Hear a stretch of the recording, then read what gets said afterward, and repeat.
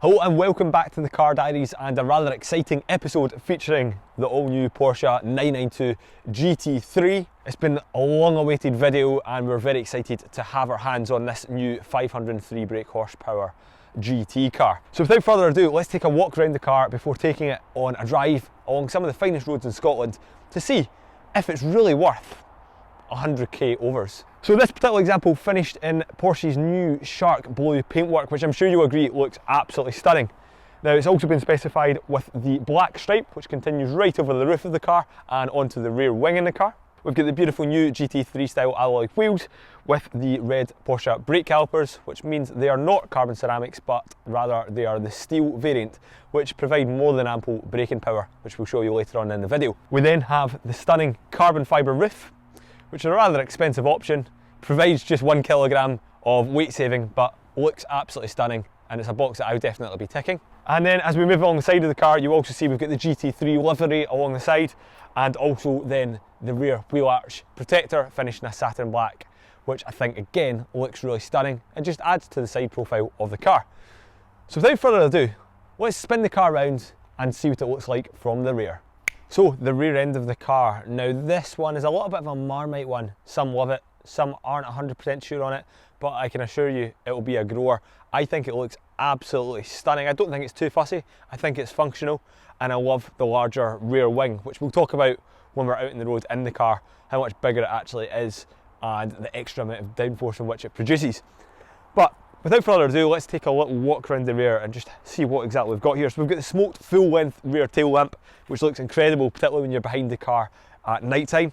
We've then got the Porsche and the GT3 badging. We've got the dark exhaust tailpipes and a rather aggressive rear diffuser as well. Again, all these things functional in the car as well, which is really, really nice. Now, one thing I do love is this rear wing you can actually adjust as well, as you can also do with the front splitter.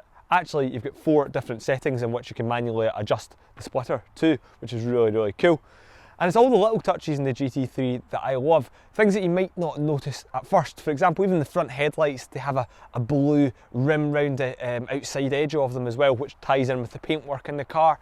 As I say, we've got the stripe that continues down onto the rear wing in the car, and little small things like the Porsche badging, and then the rear privacy glass as well in the car. And also the stripe, if you look closely, actually continues over the top of the carbon weave, which is pretty cool as well. So let's take a little look inside, see what it's all about, and then let's get out on the roads and see how the 503 horsepower computes on some nice dry Scottish roads. So stepping inside the car, and we have the GT3 logo as soon as you open the door on the carbon fibre optional door sills. We've then got the comfort seats specified in this car, which I particularly like. Now the 918 buckets look fantastic, but they're not the most comfortable thing in the world, and with the extremely high side bolsters, they're also not the easiest thing to get in and out of, whereas these seats make it a far more usable car. We've then got the beautiful blue seat belts with the blue contrasting stitch, the blue GT3 logos in the headrest of the car, and then we've got carbon fibre throughout. And the other thing that I particularly love, which differentiates this between a standard 992, is the gear selector. The gear selector in this almost looks like a manual gear shifter, which is quite a nice little touch. And you can also use it as a sequential system as well for going up and down the gears if you wanted to. So really, really cool. But as I say, let's get out in the car and most importantly, see what it's like on the roads. So welcome, ladies and gentlemen, to the 992 GT3, and a car I'm very excited to be driving. So GT3, since its first iteration was launched in 1999, has become somewhat of a superstar in the supercar, sports car category. It's become ridiculously sought after, so much so that these cars at the moment are going for around 80 to 100,000 pounds over list price, which is quite frankly bonkers, and everyone wants to get their hands on one. So we're in the fortunate position that we have one for the day. So let's see what this car is all about and if the hype is real.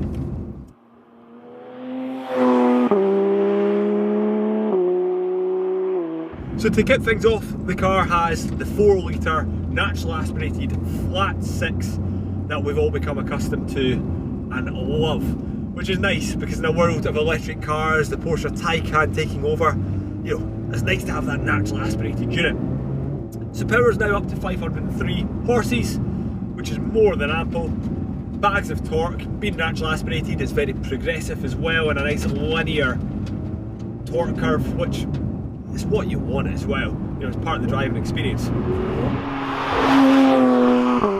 Gearbox wise, we've got Porsche's fantastic PDK system, which is actually somewhat 20 kilograms lighter than those found in the other 992 generations, and that's due to it actually having one ratio less. So this is a 7-speed PDK as opposed to the 8-speed found in all of the other 992 generation. So let's open this car up a little bit and see what it's all about. So we're in normal mode at the moment, which is one of 3 modes in the car. We've then got sport and we've then got track. Now the nice thing about the GT3 is you can configure both the sport and the track configurations to your individual requirements. So you can set whether you want traction control on, off, stability control on or off, if you want sports exhaust. You know, you can basically configure all of these items exactly as you wish. Now, before we get on the roads, I want to tell you this car has only covered 478 miles, so we'll be short shifting. I'm not going above sort of 4,500 RPM today, just simply because the car's still been broken in. But let's make some noise anyway, nevertheless. Switch it into manual and see what it's all about. So even in a short shift, it still sounds absolutely sensational. It really, really does. It's just such a nice gearbox. The steering is ridiculously direct and just a real pleasure to drive. I've never actually been this road before, so bear with me, but yeah, it was a nice twist these. Ah, beautiful.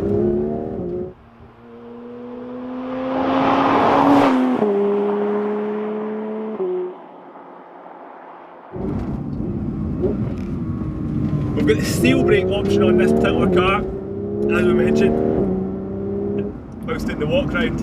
And actually, you know, steel brakes are fantastic to have on the car. Like, you don't really need the ceramics.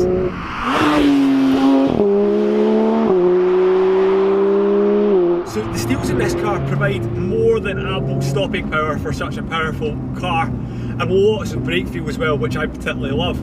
Now you can obviously spec up to the carbon ceramics, however the PCCBs cost you a whopping 6,498 quid, that's right. So yeah, if you want to save some extra weight and have some additional braking power, then yeah, you can obviously spec up to them, but it's a rather expensive option which I don't think you really need, in all honesty.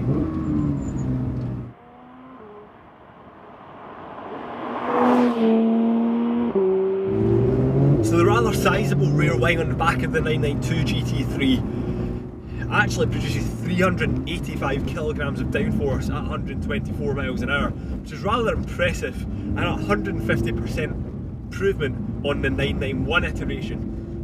So if you're planning on tracking this car and really cornering hard, you will notice a massive improvement over the 991 generation, which is to be expected as the cars always improve moving forward.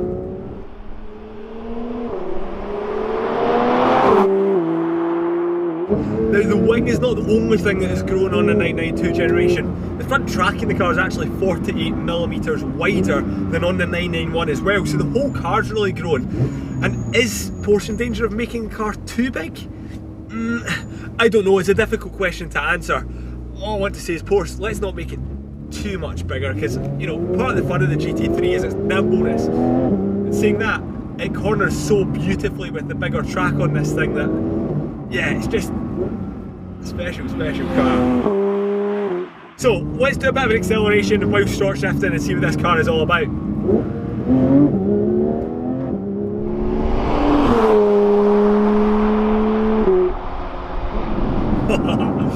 Even short shifting this thing sounds sensational.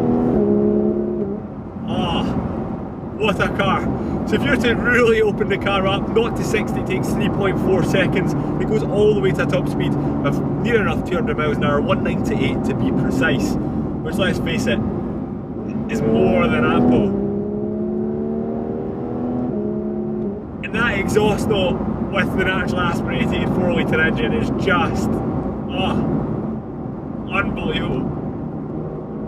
But the thing that strikes me most about this car, to be honest with you, everything, is how direct the steering rack is. I mean, it's ridiculously precise, which means, you know, if you were to take this car on a track, I think you'd just be able to place it so beautifully that, yeah, I don't think very much would keep up with you, to be honest with you.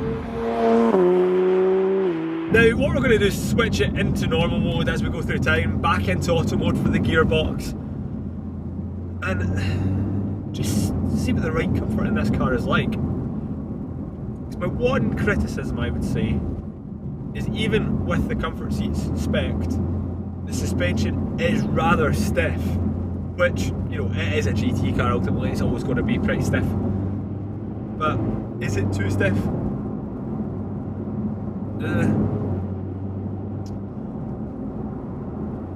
I wouldn't say so, to be honest with you. I think it's only got 2 modes for the suspension, which I would argue there could potentially be a 3rd mode which would make it even more supple and softer. But yeah, you know, if it's a GT car, you want it to be an experience whenever you drive it, and I can assure you this car most definitely is.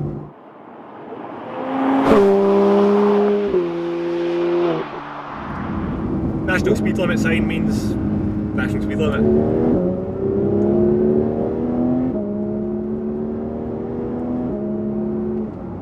What a noise. So bear in mind that we're short shifting here. The red line in this car is at 9,000 RPM. I mean, what modern day car shifts at 9,000 RPM? You can name them all in one hand, there's that few. So in an era of twin turbocharging, hybrid power and electric power, this thing is sure to become a bit of a unicorn. And handling is just sublime.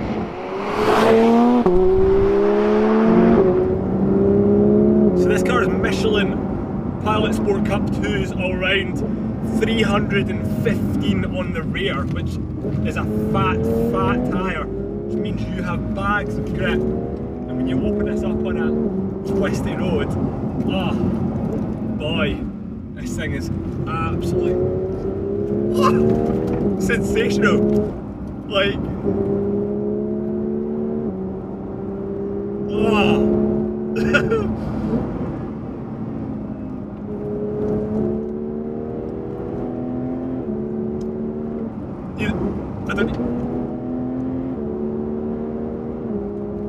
I don't even know what to say, it's just so good. This is what this car is really designed for. I mean, it's not just a track car. This thing on B roads is honestly breathtaking. Like, I love the Turbo S, I love the 4S, but this is a proper driver's car, there is no doubt about it.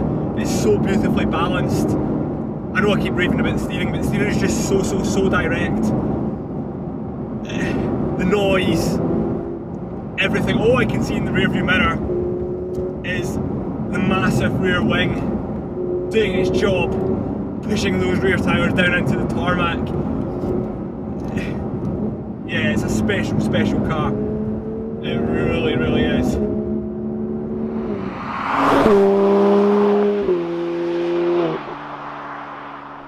So bad points about the car, because I know you'll like to hear them. There's very few bad points, but if I'm being highly critical, the N2 dials on either side are blocked by the steering wheel, which is the same on any of the 992 generation cars. With the exception though, if you put the car into track mode, those two end dials disappear, which is rather cool. And the only other thing is, which is more noticeable at night, your rear wing is that massive that it actually blocks a good part of your view in the rearview mirror, which is not really ideal, but it is what it is, and it's cool seeing that massive rear wing. It's just more the angle that it's at as well. It does block quite a large sort of percentage of your view, and yeah, you can sometimes not see a car there, but it is what it is. I would live with it. But that aside, the car is sensational. It really is. It is everything it's hyped up to be, and yeah, it's just a real special place to be honest with you. So yeah, in conclusion, if you can get your hands on one of these things, particularly at list price, yeah, go out and get one. if you can get your hands on one of these on overs, you know, it is a really special car. It is a really, really special car. Is it worth 250 grand? It's a tricky one. There's so many fantastic cars out there in the market, but yeah, it definitely feels special. And as a driver's car, it's sublime. It really, really is. So I'm going to go and continue to enjoy this thing. This road is unbelievable, but yeah, make sure to subscribe, hit that bell button for further notifications, and we'll see you, ladies and gentlemen, in the next video. Thanks very much for watching, and we'll see you then.